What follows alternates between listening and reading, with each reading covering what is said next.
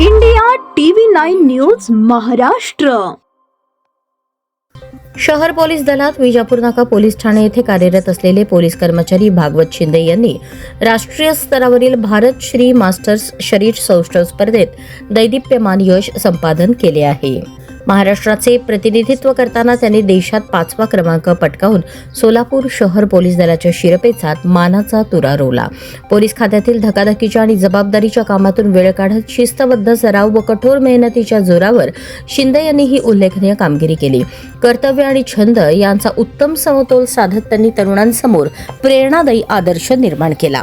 विशेष म्हणजे भागवत शिंदे यांची सुकन्या देखील राष्ट्रीय स्तरावरील स्पर्धेत पदक मिळवून चमकदार यश संपादन केल्याने शिंदे कुटुंबाच्या क्रीडा परंपरेचा लौकिक आणि गौरव अधिकच वाढला आहे.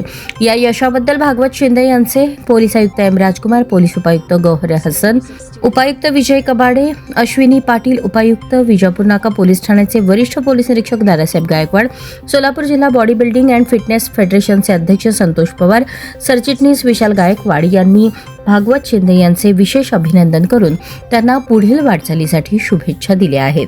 त्याचबरोबर पोलीस दलातील अधिकारी कर्मचाऱ्यांकडूनही भागवत शिंदे यांच्यावर अभिनंदन आणि शुभेच्छांचा वर्षाव केला जात आहे.